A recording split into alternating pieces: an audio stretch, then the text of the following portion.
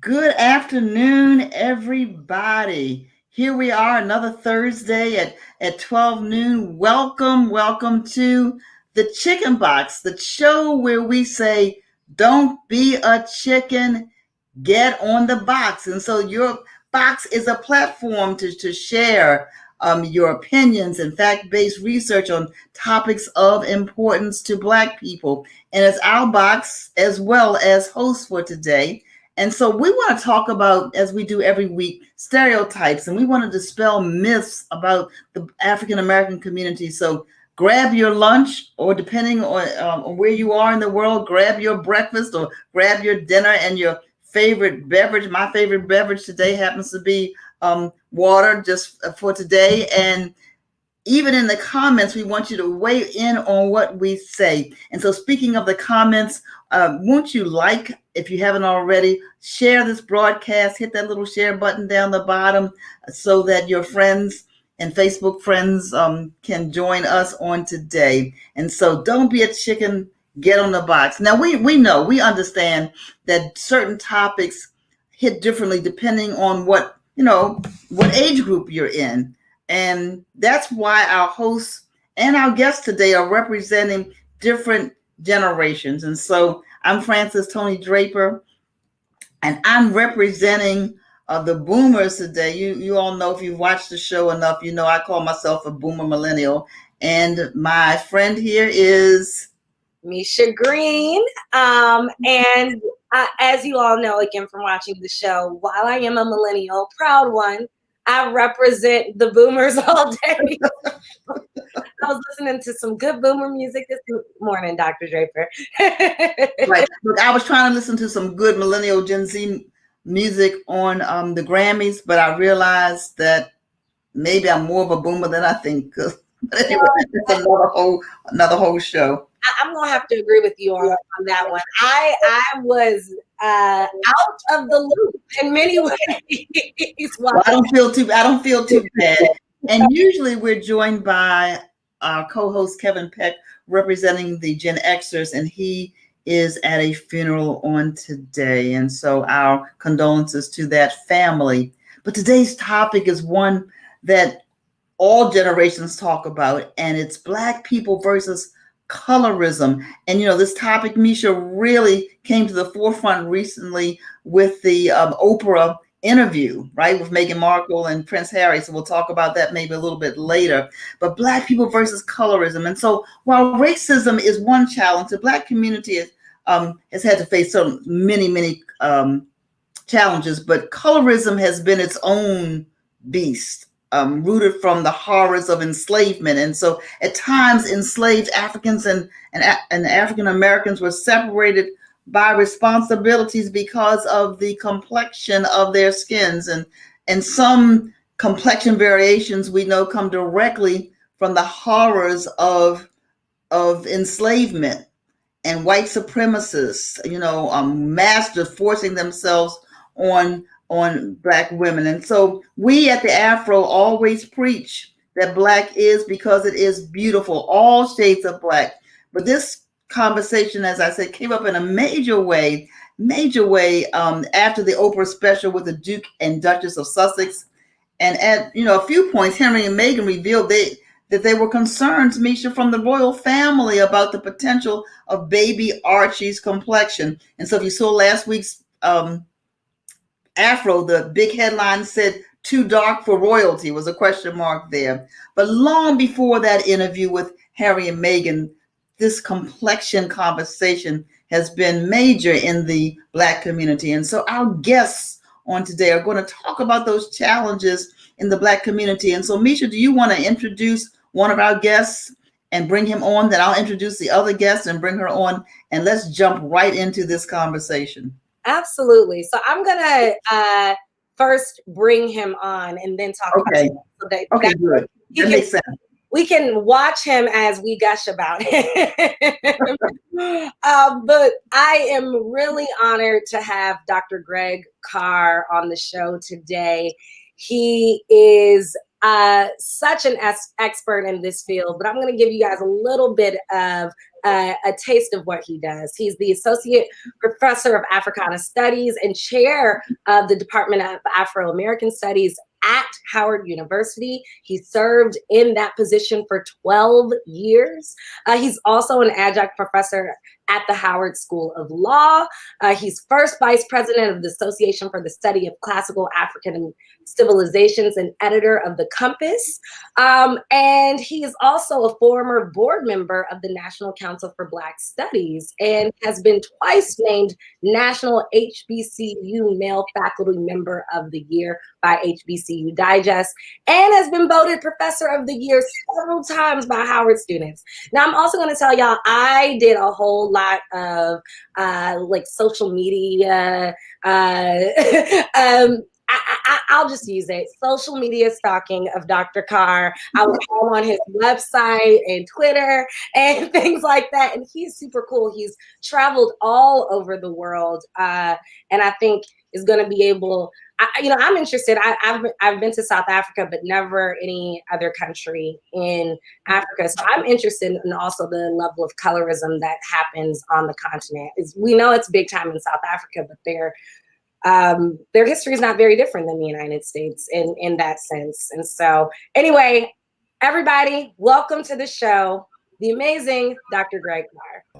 Thank you for the invitation. I'm glad to be here. Glad to be here. Dr. Draper, I must say, and thank you, Misha. I just say very quickly that, that $200 that Martha Howard Murphy loaned to her husband to start the Afro 128 years ago, you have done what the Murphy said you must do, which is keep faith with the common people.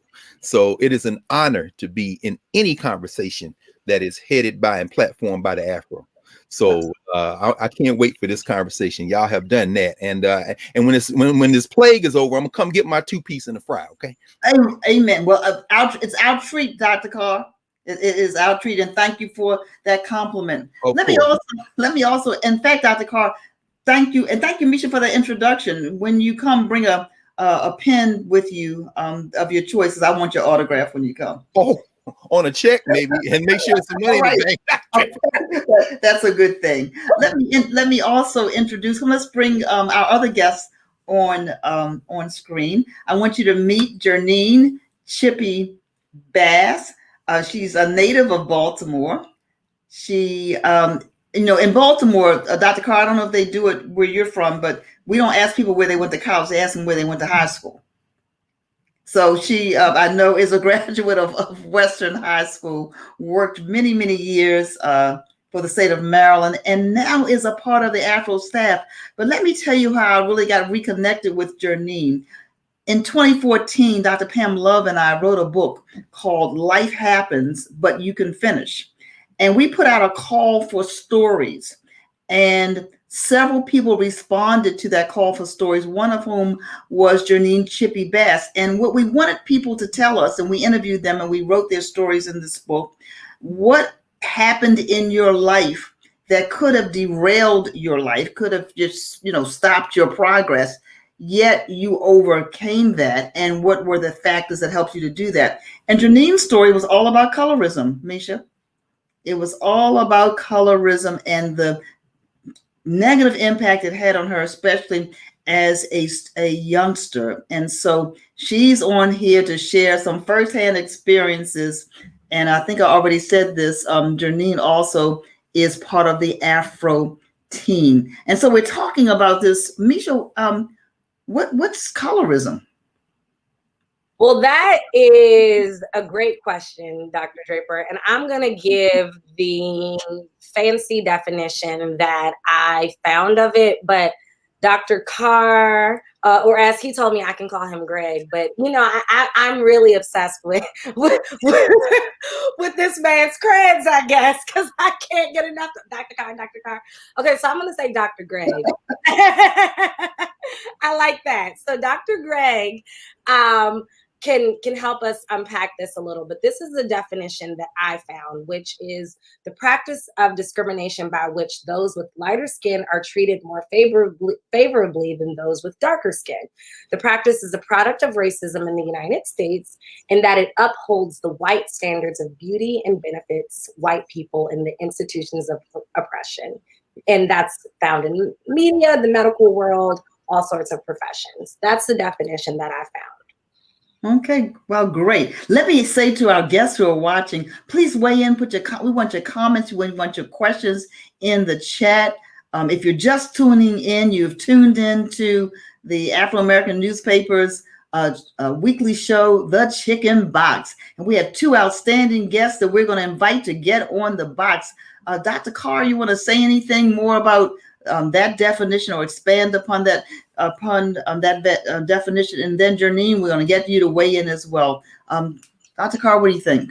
Well, yeah, I tell you what, Dr. Draper, I think that is the definition that is closest to our experience as African people here in the United States. And so, Misha, I think that's right on. And I like that, Dr. Greg. I wish I could get everybody to do that. So, it's interesting. Color, of course, is just one human characteristic that distinguishes us even from each other as individuals. And so human difference and how we perceive human difference has been with us as long as there's been a species. And we know that well over half of human existence took place in Africa before we walked out and populated the rest of the world. We also know that skin color is a fundamental result of genetic difference and variation, and also a result of adapting to those various places we as Africans walked out and populated. What we call white people are Africans who walked out into a different environment and over the course of millennia adapted to that environment. Less sun, more harsh elements, and so as a result, our skin lightened to get to the sunlight, vitamin D, and things like that. Our hair straightens because when it rains, if you have curly hair, it's going to trap that moisture, and you'll end up dying with pneumonia. So what you see is slowly the Africans adapted, and you see that color. Those of us who stayed on the continent of Africa, however, also because of genetic variation, continued. So if you don't leave the continent of Africa, you will find the tallest people in the world, the shortest. You will find the darkest people in the world and the lightest. There are people in Africa with blue eyes and blonde hair whose ancestors never went anywhere because genetic variation made that possible. The question is, what do we do with it as a species, as humans? So we've always recognized difference. I mean, I don't really pay much attention to the royal family of England, of Great Britain, because they're very recent in the history of royalty. So when you look at the ancient Egyptians, for example, if you look at Egyptian statuary, you see yellow, you see red, you see green, you see black, literally the color black. And we look at it with our modern society, and then I'll wind to a close. She said, we'll look at it and say, oh, so they had all these colors of people. Those colors, they didn't use those colors to represent how people looked. They used those colors as symbol for concepts. So if you see something very black, that's usually a reference to what they call Kim Ware, which is one of their definitions, the great black for Wasir or Osiris, meaning the Lord of the Westerners, because what they said is everything in existence came out of the darkness. If you read your Bibles, understand in the beginning, it was darkness. So if anything, the idea of blackness was at the center of the Egyptian imaginary. And for many people, the Congo people, for example, the best water they say in the river is the black water, meaning the water at the base, at the bottom of the river. So blackness is a thing that was valued in many ways. And then sometimes that translates to skin color. When you flip that, because of settler colonialism and the European kind of advance on the world from 500 years ago to now, whiteness becomes the center. And so what colorism really is a system of oppression that is all about our perceived relationship to whiteness, because whiteness determines value in a white-based society, cultural value, social value, even financial value. And whiteness becomes the standard. So it frames even our resistance. We've heard people joke, oh, light-skinned brothers are in, dark-skinned brothers are in. What is this in or out? Basically, because it's all about whiteness and how we resist it. So I'll stop with there because I'm interested in hear what Janine has to say. But yeah, that's just some of my thoughts initially. Wow. Well, I'll go back and call you Dr. Carr again. Thank now you. You see why. Thank you so much. Listen, Janine, tell us a little bit about your lived experience, and then we're going to share some other stereotypes. So glad to see so many of our viewers chiming in. Jeanette and Michelle, I'm monitoring on Facebook at the same time, and Laura, Octavia. Thank you all. I mean, I feel like Miss Nancy or Miss Sally on Romper Room, where it says, "I see this one," and I say, thank you, thank you so much for being with us, Lakia, Michelle, Byron, Gloria. Thank you all for being here. So Janine, weigh in a little bit on the definition, but you wrote about, or we wrote about, we interviewed you, and you've talked about just your lived experience. You want to share just a little bit of that? Yes, first I want to say I just give honor to God for this opportunity to share with everybody that I did share and had the honors of doing in the book, Life Happens, but You Can Be a Finisher. And Dr. Draper, thank you. Misha, thank you. And Dr. Carr, I look to receive more, because to me, speaking about it is healing. And you just opened me up, 63 years old, and it has a term called colorism. I had no idea. As a child, I was sitting on my porch, didn't have friends. I had friends, and of course, I don't want to go way off because this will take me all the way into what occurred. But as a kid, I was light bright, nearly white. That's what they said to me. That's how they treated me. Even though there were light-skinned girls on the block in the neighborhood, uh, for some reason, I was always the one to be picked upon. So I never fit in, and if I went up the street with my girlfriends who were light-skinned, the guys would be saying, oh yeah, they have their nose up in the air. And so I recall one time turning around and saying, nose up in the air, what are you talking about? Because I didn't really know what he was talking about. And he was talking about, because it was light skin, we think we all pretty, we all this and that. No, I am no better than anybody else. The complexion does not matter to me, because it's about your heart, especially because of God. And I was treated this way. I recall being 30 years old, working for the government, and I was approached by an individual, darker skin, and in the middle of the floor, she says to me, who do you think you are?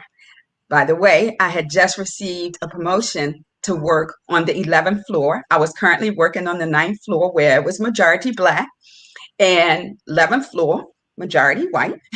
So she says to me, in front of everybody, and then the crowd comes, and a lot of people start coming up and listening to us, and she says, yeah, you get to go up to who you think you are, you going up to the 11th floor. And I'm like, up to 11th floor, of course, that's where the position is, But however, I told her, I can't help it if I wanted to study. I got my degree. Who wants a degree? I mean, things just came in the negative to me, but then later I learned it was, again, a prejudice about it, saying I was picked just because I was light skinned. Then when I did go there, I found out all the whites that I worked with did not have a degree, but I was forced to fill out an application and prove I had a degree. So it was like I was getting it from all sides. Wow. Whites didn't want me, Blacks didn't want me. Who am I? Where am I? But I used to say, I can't help it if my great grandfather was white, thinking of the mixture of the genes and all, only to find out my grandfather was white. Wow. Yes. And my grandmother was Native American on my father's side, both of them. Mm-hmm. So yeah, that had to be pretty traumatic. It's only God. Yeah. Yep. That's right. We give credit to God. That had to be pretty dramatic. So thank you for sharing. Oh, there's the book, Life Happens, but we can finish. All right. And so it just happened to be that we wrote about 12 women's different experiences. So shameless plug for the book. But Misha, some of what Janine said, we might call stereotypes or myths, but she had this lived experience. Thank you for sharing that, Janine, because I can see, even as you said, at 63, the things that happen to us as children, Dr. Carr, kind of stick with us going forward. And so, Misha, you want to share some of the stereotypes? Janine hit on some, but they weren't stereotypes or myths. They were things that actually happened to her. Absolutely. So, first of all, I want to thank all those people who are weighing in the comments. I am seeing some of the stereotypes that I'm even about to mention already in the comments. And so, guys, while I'm talking and while we're talking about this please continue to go ahead and share your perspective on this, whether it's stereotypes, whether these are your true beliefs or your lived experiences. We really appreciate that. And of course, this is a sensitive but important conversation. And so we will be mindful of that as well. Again, I must emphasize these are general stereotypes, not views necessarily of the Afro-American newspaper. All right. Skin complexion is still a major issue in the Black community. Skin complexion goes through trends based on popular culture. Dr. Carr talked about this earlier. But right now, for example, we have Beyonce's Brown Skin Girls and Black Parade, which was celebrated at the Grammys. You have Lupita Nyong'o, who is a dark-skinned woman, right, who is now being super celebrated. Dark-skinned women / people are in and accepted as beautiful because popular culture is currently approving of them. The lighter you are, the more respect other cultures have for you, and sometimes more respect in the Black community as well. The darker the flesh, the deeper the root. And I saw that Bonnie put this one in: the blacker the berry, the sweeter the juice. Black families have all sorts of complexions, even when having the same parents. Light skin privilege still exists in Black culture. Light skinned women don't need recognition / celebration. That's something I found as a stereotype after the song Yellow Bone by Danny Lay was released and then quickly pulled from the interweb and airwaves a couple months ago. But again, a lot of people say light-skinned women don't need a song to celebrate them. They don't need recognition.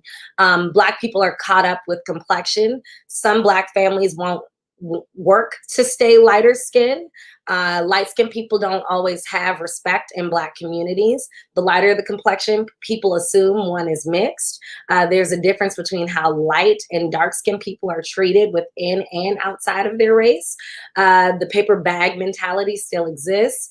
Other cultures influenced by the African diaspora or darker people are also obsessed with colorism / complexion. So finding it in the Afro-Latino communities. Again, Danny Lay is Dominican, just going back to that reference. You find it in the Southeast Asian communities, caste system in India, in South Africa, where you have different racial qualifications that are somewhat, I should say, based off of complexion as well.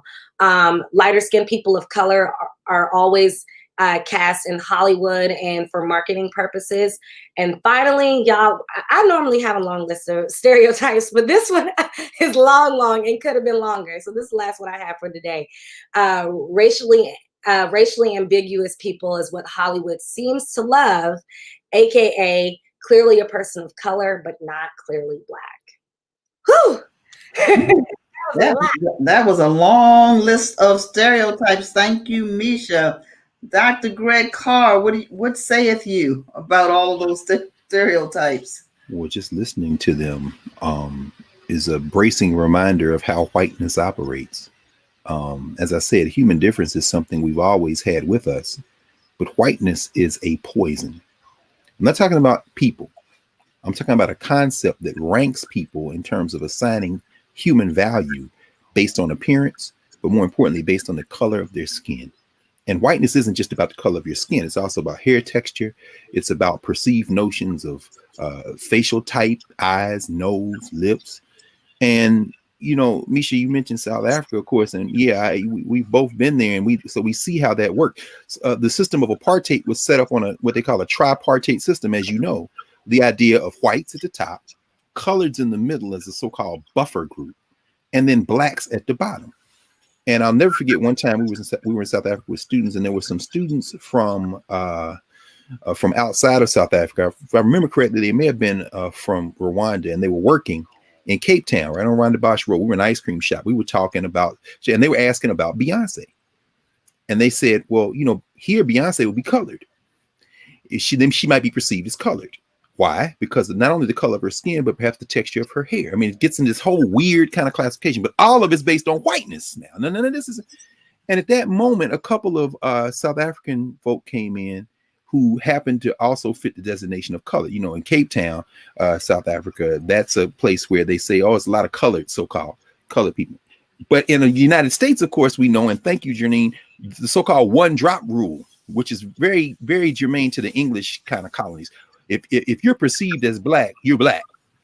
And so we were talking about the fact that, yeah, no, Beyonce black in the United States. And over here, you see how this foolishness around color would put her in another category. And so we were talking, and he said, here, everybody who y'all call color would be black in the United States. So these two folk came in, young people came in, and the sisters were standing there from Rwanda. They were working. And then the two people came in, and one of the young girls pointed at the two colored folk that came in, so-called colored folk, and said, even her, she would be black. He said, yeah. And then everybody started laughing except the two colored folk, because what had happened is they had been somehow robbed of the status of colored and cast into blackness. But because we were from the United States of America, the thing they worship in terms of this perception of the promised land, so to speak, they couldn't escape that blackness in the moment, but they couldn't really critique it, because this wild theory that has come out of whiteness is anything that Europeans have or their colonies is by definition better than anything Africans have. So I said all that to say those stereotypes finally that we heard. I love the way Zora Neale Hurston said it. She said, black folk are fools about color and hair.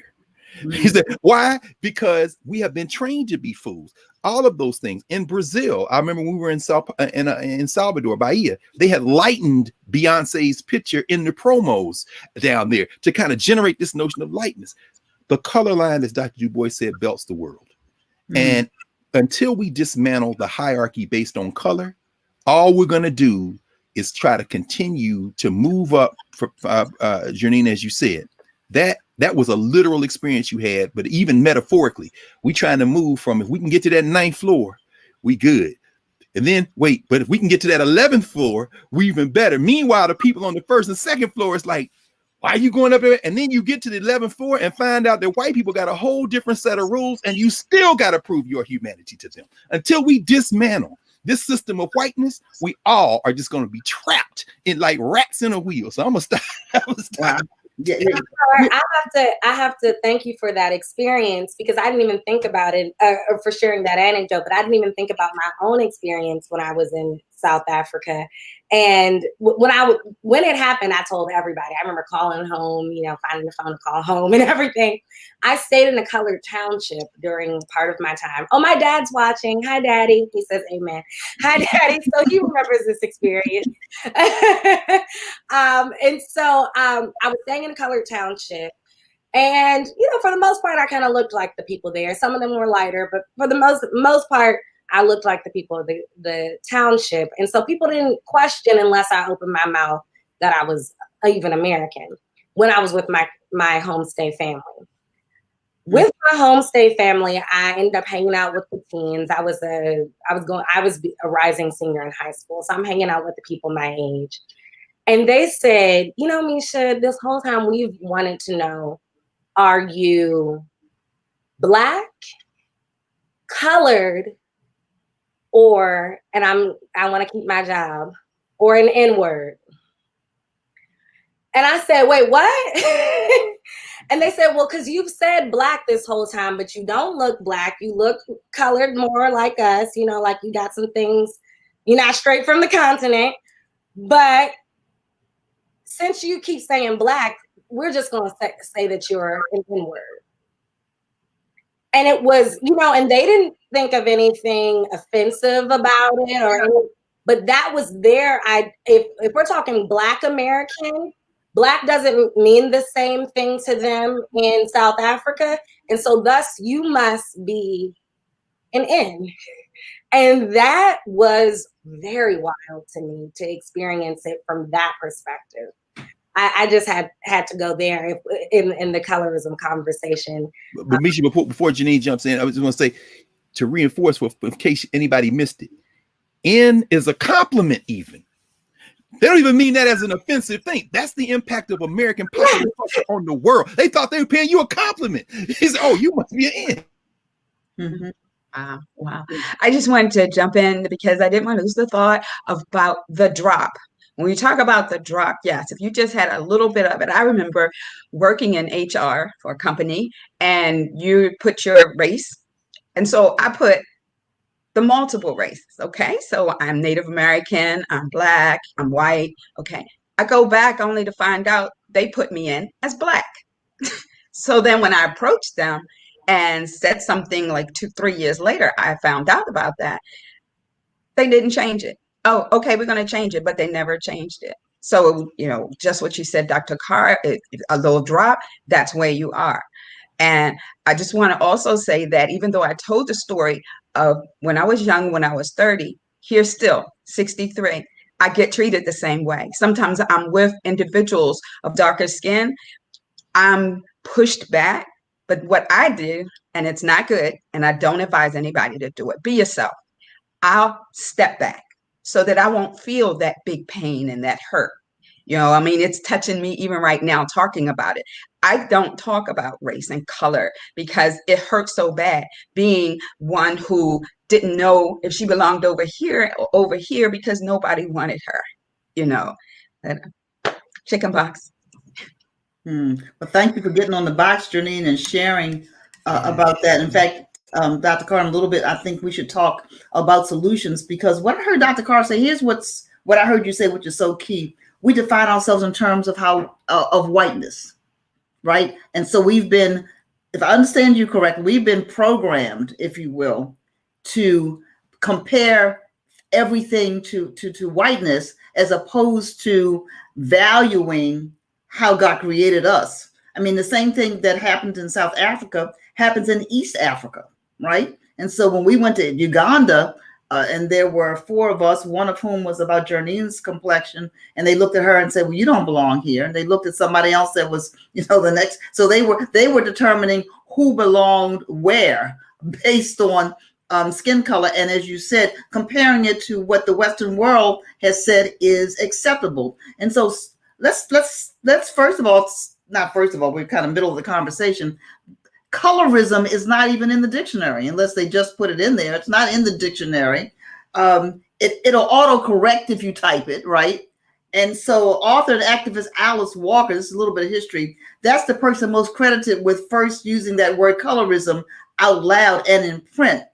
And her book, In Search of Our Mother's Garden, she defined colorism the same way that Misha did, the same way that you did, Dr. Greg, as prejudicial or preferential treatment of same race people based solely on their color. And so we've talked about this light skin preference, common practice, but Walker is the one that put a name to it, right? And we've already talked about how during slavery, slaves with lighter skin were assigned domestic tasks, and slaves with darker skin were first forced to work outside in the fields, right, doing more grueling tasks.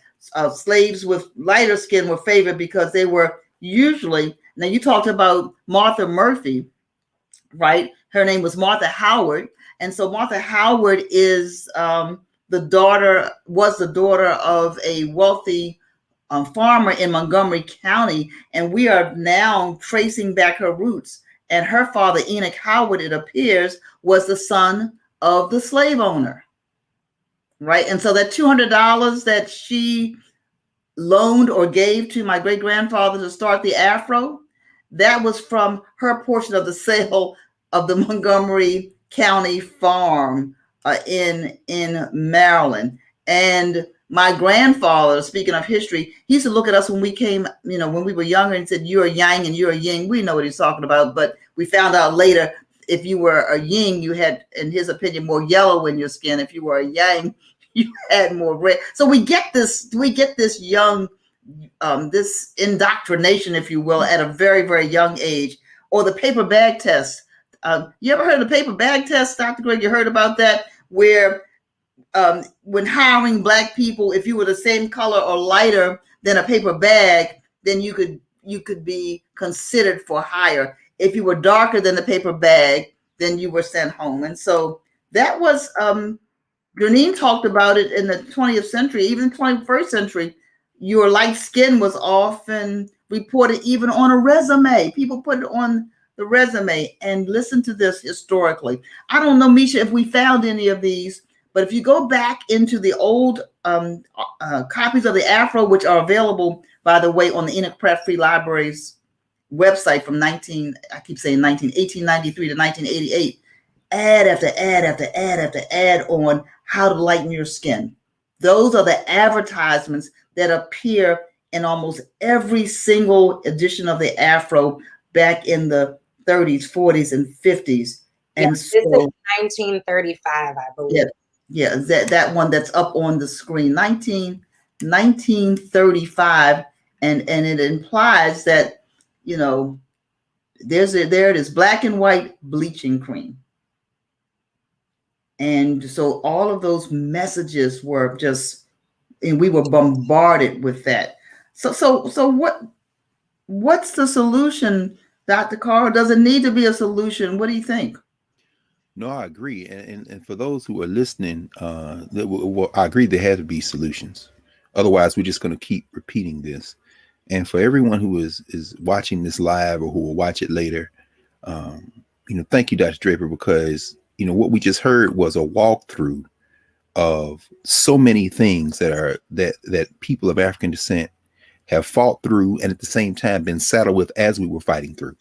The idea that many enslavers engaged in, and I would just say the equivalent, if you are an oppressed person, if you are enslaved and somebody has sex with you, that by definition cannot be with your consent. So, I mean, it's rape. So these, so to see, many of those children end up being those who find their way into the first educational systems that were set up by these very same oppressors or their friends in the North. So some of the HBCUs, for example, you see that. At some HBCUs, they required a picture being sent in because there were paper bag tests. And that even gets into the history of the sororities and fraternities and the organizations. We perpetuated this madness. But on the other side, and this is one of the solutions, there is the choice made by the descendants of those who had been the victims to be, quote unquote, with the race. So when we see that investment coming from that sale, it's like, I choose to use these resources that I had through no fault of my own, I became into possession of. I choose to plow this back into the race. And so when we see a Morgan State College, when we see Maryland State University, which is now, of course, University of Maryland Eastern Shore, we see, okay, the private schools may have come out with this investment. We're going to see this plowed back in. So in terms of solutions, and by the way, the skin bleaching advertisements, that was everywhere in the Black press. There were only a handful of newspapers that wouldn't do it. Hubert Harrison, for example, in 1917-18, started a newspaper in New York where they said, we're not taking skin bleaching ads because this is reinforcing the idea. This is why 40 years later, these Black children are picking this white doll in the doll test that Kenneth and Mamie Clark put out. I mean, because you're telling your children that how they look is not good enough. And so one of my colleagues, Yaba Blay, wrote her dissertation on this phenomenon. As you mentioned, you talked about East Africa. Her people from West Africa. She wrote a dissertation on what Fela Kuti calls yellow fever, because skin bleaching is still huge on the continent of Africa.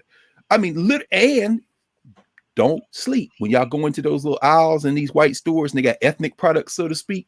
They don't call it skin bleaching anymore. They call it skin toning or taking out blemishes. And when you look, and then, and the sisters, I know y'all know what I'm talking. Use this, it'll even out your skin. No, that's a euphemism.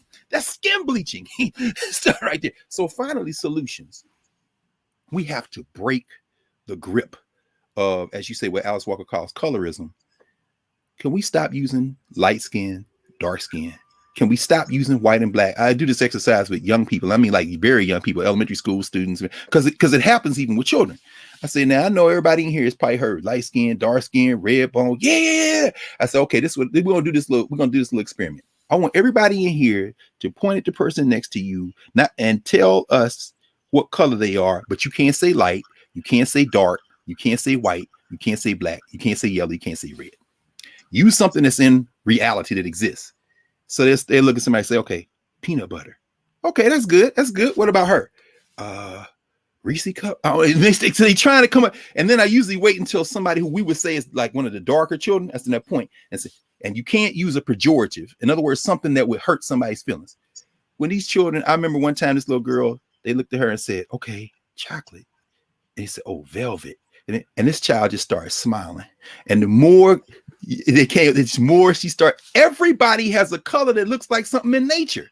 it broke the back of colorism, because what it says is you are beautiful in the skin that you have. Your skin look like cafe au lait. Your skin look like buttermilk. I mean, it's all kind of different. That's just a little exercise, but we have to break this color hierarchy. Otherwise, we're just going to end up wounding each other forever.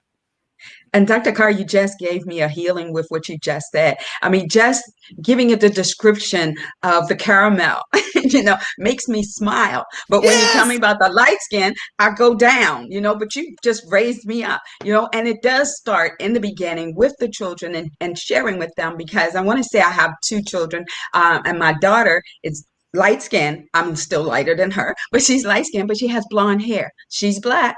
Okay, her daddy's Black. But do you know, people said to me, so tell the truth, where's her white daddy? So wow. Seriously. So wait a minute, Janine. So wait a minute. Let's do what Dr. Carr just said. Describe your daughter for me again. I did. I said she's lighter than me. I'm lighter than her. Did I say that? Wait a minute, you missed my daughter is a cappuccino. Okay, go ahead. All right, lovely. What else? You can't use light. You can't use dark. You can't. Come on, give us something else about your daughter. Oh my gosh, my daughter is. I just want to say she's beaming.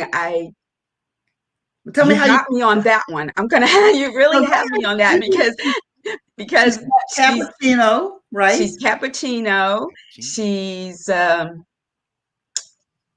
I would give myself the caramel, but yes. Gee, you got me stung on that, because that's new. I'm really going to look into that. I'm really going to start, being more positive about it, because I have grandkids and I have to share that with them. But I told my daughter very early about my fight and my plight, and no one attacked her on it because she hit them right away. I'm wondering, and maybe Dr. Carr can weigh in on this. Misha, you might want to weigh in. How much of this we pass along? So not to, it's not, we pass it along, and we pass along, all of us do this, right? We pass along our own experiences. And so when you reframe it for your daughter, she reframes it for her daughter or son, because the guys get it too. Dr. Carr, the guys get it too. Oh, yeah. Maybe, they get it as well. Misha, what do you think, Misha? I definitely think it's partially learned. I mean, of course, it's so hard, in particular in the era that we live in to this day, right? Where complexion and signs of beauty, of course, are always related to whiteness, right? And so it's difficult. But I think that some of it is learned, and at least how we relate to it, right? Partially, I think, comes from our rearing. I mean, I was thinking, as Dr. Carr was talking about, how I used to go to the hair salon that I grew up going to, for example. She was very cappuccino complexioned as well, and most of my family is. My parents are the darker of their siblings, and I came from that, but I really come from a fair-skinned family for the most part, actually. And I remember they always used to say stuff like, I was a little kid, but hearing that made me feel good. Stuff at this hair salon, like, I want my coffee to be Misha's complexion, right? Or, and give me, in the morning when they were getting their stuff, or, just one drop, so that it looks a little bit like, I can't think of a celebrity at the time, but DMX, somebody, and so they were just talking about coffee, but it was how people liked their coffee with people's complexion, right? And so even though that was, is crazy, for whatever reason, it was, complexion was celebrated to me, no matter what it was. And that was really beautiful. Again, I both of my parents celebrated my complexion in a very big way. So I am the darkest of my siblings, and I never even thought about it until, much later, when it started making a difference, because kids were talking about it and things like that. But I do think that for any progress, we do have to look about how we're talking about it in the household. Because if not, we only get the Beyoncés weighing in, and that's really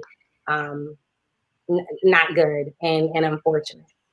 You're right. Colorism was never talked in my household. I just had to interject because we are 6 siblings and all of us are a different shade. Me being the fairest, and my little brother was the darkest. And when I took him to the mall with me, I was approached by a woman who said to me, "Oh, that's your son?" And I said, "No, it's my little, but that can't be your little brother." It's cruelty. It is cruelty. Let me ask Dr. Greg this. We're running out of time, and thank you for everybody who's weighing in. Dana Short said her children, she's got 5 caramel, 2 chocolate, and 1 vanilla. I love it. I'm coming to Dana's house. That's wonderful. But Dr. Greg, Time Magazine said this, that in the 21st century, as America becomes less white and the multiracial community formed by interracial unions and immigration continues to expand, color will be more significant than race in both public and private interactions. Can I get your response to that? That's a statement that they had. Yeah, very much. That's an easy response. I don't read Time Magazine for their opinion on anything as it relates to our people. Right. That is whiteness's attempt to maintain its control. In other words, whiteness will never be decentered as long as we use color as the way to rank human value. What Time is trying to do, and I respect them. In fact, I'd like to encourage them to continue that foolishness. What they're trying to do is maintain their control in terms of whiteness. So as the word becomes more, like, for example, I don't use the word people of color. So people of color, what does that mean? That means that by definition, people means white. In other words, there are white people, and then there are people of color. Okay, so it's like when you say we had a black Santa Claus or we have a black Jesus. You don't have to say white Jesus or white Santa Claus because the default position is white. So what they're saying is as the country becomes as the country starts looking more like the world, because white people, so to speak, only make up a fraction of the global population. Maybe around 10% of the world's population is white, so-called white. Whiteness maintains its power through invisibility. And it's interesting, Janine, when you first start talking about your daughter, and then and Dr. Draper, you said, can you come up with another? And you said she's beaming. When you said that, see, that's the holy grail. That's where we need to get. Go all the way back again to the ancient Egyptians. I'll end where I began. The ancient Egyptians had a word, nefer. Nefer translates as beauty. If we were doing hieroglyphs, I would draw the glyph. It's a picture of a throat, windpipe, and lung. Because for the Egyptians, speech is the center of meaning in the world. In fact, they say everything that exists in the world is basically a speech. It was God speaking. And God didn't have a gender. So that's very important also, because we didn't even talk about gender. When you talk about men, yes. Talk about light-skinned men, dark-skinned men, all that stuff, the politics of gender gets played in, how women look, all that foolishness coming out of this European hierarchy. Anyway, for the Egyptians, how you speak, meaning not just what comes out of your mouth, but how you move through the world, that defines beauty. And think about how Black people have done that. How we behave in the world is often the way many times Black people will assign whether someone is beautiful or not. And there's a difference between beauty in terms of action and beauty in terms of appearance, which is why when you start thinking about Ebonics, I'm not talking about Black English or slang. That's a whole nother conversation. Black people will they'll give often a very different valuation between calling something pretty and saying something is beautiful. So for example, something pretty is like a surface judgment. Beauty is often a character thing for Black people. So when you were young, people say, look, see, you look so pretty, but you act so ugly. In other words, ugliness and beauty is how you behave. So Janine, when you said to your daughter, she's beaming. I said, see, guess what? When you ask somebody, what color were they? Their color was, they're so generous. Oh, and I'll give a final example. John Henry Clark, one of my teachers, elder now, he's the ancestor. They once approached him and they were asking about Langston Hughes. And they wanted to get in this conversation. Was Langston Hughes gay? Was he bisexual? So they asked Dr. Clark, what do you think? Dr. Clark said, Langston Hughes was an interesting guy. When Zora Neale Hurston would come approaching us, he would tell me, hey, take this money and hide it. Why? Because she's going to ask me for this $5 and I'm not trying to give it to her. He was such a beautiful person. In other words, the answer was, when you try to give me a demographic category, my response is going to be about somebody's character. We're going to take color completely out the game. So I think that's one of the ways we can begin to readdress. When somebody asks you about color, give them a character definition. Absolutely. And that's exactly how I do it. Yes. Absolutely. Right. That is so key. Well, we are approaching the end of the hour, and each week on the Chicken Box, we're going to shift just a little bit, but not much for this week's Afro Fact. Misha, we don't want to leave out. The Afro's been publishing, as Dr. Carr said earlier, for 128 years, almost 129 years this August. And so what did you find in that 1935 edition of the Afro that you showed us the picture from not too long ago?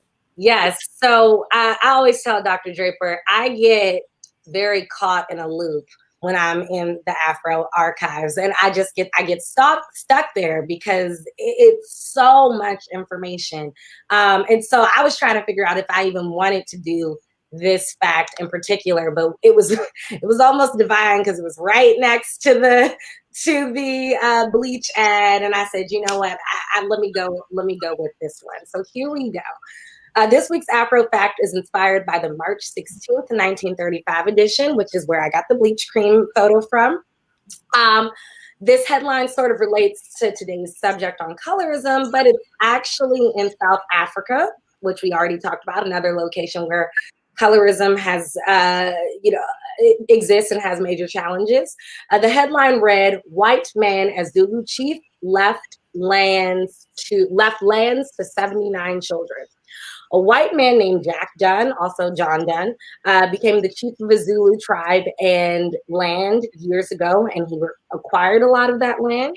When he died there was a major fight and drama on how to split up his land. So the South African government somehow intervened and required the land to be split by his 79 children, each getting 100 acres of land. Now, this ruling was super frustrating for the natives of the land, who then had to split the land with his mixed progeny. And in order to stop any similar disputes, the government created legislation called the John Dunn Land Distribution Bill. And that's this week's Afro Fact. Wow. Thank you, Misha, for sharing. All right. As I said a couple of times, can you all tell I'm a preacher? We have 3 closes, right? I said a couple of times we were going to be closing, but we really are. We really are going to close. And so we call this our hot grease segment, where you get like 30, 45 seconds to talk about this topic. Just get on the box, say, speak your piece. We're going to leave you to last, Dr. Carr, so we'll leave you to last. And so, Misha, you're on the box, and then Janine, you're on the box, and I'll get on the box, and then Dr. Carr will finish us out. And let me say thank you to our guests. Thank you to so many viewers. Thank you for weighing in. And Lenora Halsey said we need to watch our language, because if light-skinned people are fair, are dark-skinned people unfairly skinned? So yeah, I'm not on the box yet. All right, Misha, you're on the box. Well, Lenora Halsey is so great for making me think. She does that all the time. So I am completely watching my language, because I used fair skin earlier as to not use light skin. Light skinned it did. But I now have to think about that. I really appreciate Dr. Carr and Ms. Janine for sharing your wealth of information and your experiences today. This conversation is one that I think that we need to continue, not only on Chicken Box and on our Afro platforms, but in our households, but in a way of celebrating the differences that we have, as a way of, again, appreciating all the flavors, just like Dr. Carr talked about earlier with the cappuccino and the chocolate and all of that. I also think, I saw someone's comment earlier that that millennials and Gen Zers are the ones who will sort of help this issue not be a thing. And I can't confidently say that to be the case. I think it really is on all of us to continue this conversation, but to continue it in a way of it not relating to whiteness, but rather relating to who we are as a people and the beautiful variations that we have within our culture. Yeah, at the end of the day, young people are talking about this, and light skin privilege and or light skin people getting teased because they're light skin is still something that's happening in young classrooms. I teach every Thursday, and so I've seen it happen. And this is really I think a serious topic. The royal family is not the only ones worried about their baby's complexion. And so let's uplift it, reevaluate all of our relation to complexion and how we talk about it and how we look at it, and let's look to move forward. All right. Sticks and stones may break my bones, but dirty words may hurt me. Thank you, Miss Lenore Halsey, for that. I didn't pay attention to the fair and the unfair because it was only the fair that was said to me. But now I also, like I said, not now, but I've always talked to the children, not just my own, about their character instead of their color. Because we didn't create ourselves, God created us. We are in his image. We are in his likeness. So don't beat me down because God chose to make me who I am. Let's just go inside of me and make sure that I'm beautiful inside, that my character, my personality will spring out to uplift you and allow you to be a finisher, just as I am. Great. Thank you for being on the box. I was reminded through this discussion that it's not just skin color, but there are a lot of external things that people focus on to determine whether the person has worth in their eyes. And I think that what has to happen for all of us is to own our own self-worth of who we are as Black people. Yes, we say Black is beautiful and it sounds really good, but we've got to mean that Black is beautiful. And it starts with us. It starts with acknowledging who we are, as Janine just said, but it also starts with acknowledging the worth of every single person, because we tend to see things in black and white. And that's just not, I'm not just saying that, because it's something to say, but we tend to see things that way. Across the board, because we've been programmed to do that. And so even when we are amongst people who we think are like us, there are still those distinctions that we ourselves make. And so while I'm on the box, I just want to encourage all of us to see people for who they are, for not who they say they are, but just who they are, what they do, how they treat you, how you treat them. And if we start from that, sometimes we start from a premise of there's something defective about that person because of a difference they might have. All of us are different. And this is my last thing I'm going to say. We're different, but not deficient. Just because we're different does not mean that we have a deficiency. I'm off the box. Wasn't my turn on the box? It's your turn. Okay, very good. Very quickly. Everything that has been said, rather than repeat it, I want to encourage everyone to go back and listen. This has been a powerful conversation. Missed being with our brother Kevin, brother Impeccable Peck, but we send out all condolences to his family. Thank you, Dr. Draper. Thank you, Amisha, and thank you, Janine. Thank you, Sister Bess, for this important conversation. It's nice being a man, being able to be in conversation with women in an intergenerational conversation, understanding that every human being on this ball who will ever walk this planet goes back to a child that came from an African woman. So we're all related, and it's very important. I'll end with this. And I thank my sister, Michelle, who got us connected, and Grant and all the folks, Tennessee State, Spelman, I'm shouting these HBCUs out. Finally, as Karen Hunter, my friend Karen Hunter and Roland Martin often remind us, support the Black press. As my friend Bill Roden, who was apprenticed by the great Sam Lacey, who wrote for the Afro for for 60 years almost. Support the Afro. Understand that without Black media, we are not having this conversation in the way that we need to have it. God bless Time Magazine. God bless the New York Times. But the Afro.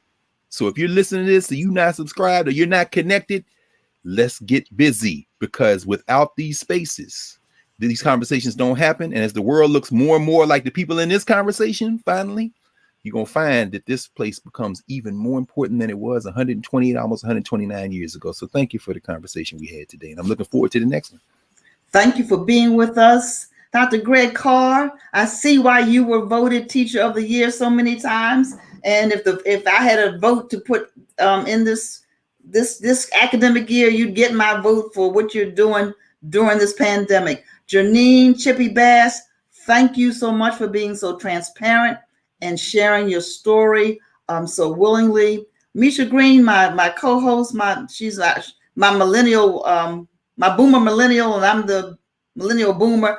Thank you so much. We do miss our co-host. Thank you to those of you who have watched today.